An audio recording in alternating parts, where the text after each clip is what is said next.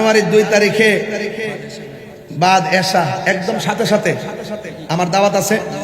আবার 10টার পর 10টায় যে মাইক ধরবো রুকুনপুর, এরপরে 2:30 যায় মাইক ধরবো শমশেরনগর, এরপরের দিন যাব চট্টগ্রাম বাঁশখালী, এরপরের দিন আবার দিনের বেলা হেলিকপ্টার নীলফামারী, সেখান থেকে আবার আসবো চট্টগ্রাম বাঁশখালী।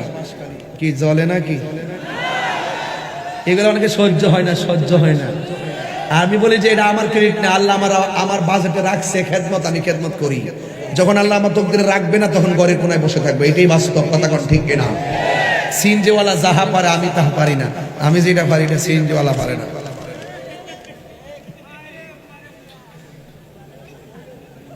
এটা গায় রে ফুলা রে ফুলা মদিনা ওয়ালার দেশত হইল জাগানো মদিনায় রাখি আইতো সাই, হইল জাগানো মদিনায় রাখি আইতো সাই। হতন তারাও যারা আসিলে মদিনায়, মদিনা সা আইলো নাকি সাই আইলো জান্নাত, ঠিক না?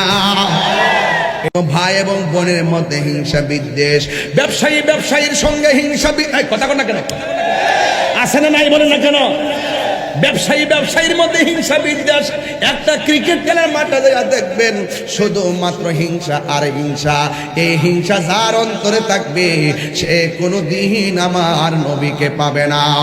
আল্লাহর হাবিব বলেন, আবু বকর তুমি যে বলতেছো প্রকাশ্যে তুমি আল্লাহর জিকির করবা, তুমি কি জানো না ডানে কাফের? তুমি কি জানো না বামে কাফের? তুমি কি জানো না সামনে কাফের? তুমি কি জানো না পিছনে কাফের? আবু বকর বলে, নবী গো আমি তো জানি কিন্তু মন মানে না।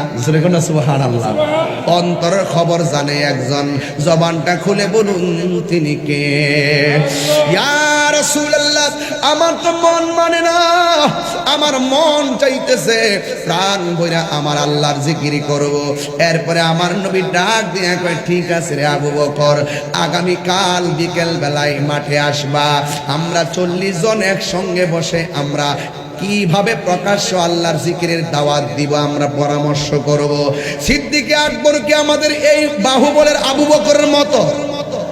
কথা কোনা কি লেগে আরো যেরকম আবু বকরের মতো? এদিকে আমরা সিদ্দিক মিয়ার মতো? আহা, ওই আবু বকর বলে, ইয়া রাসূলুল্লাহ খুশি।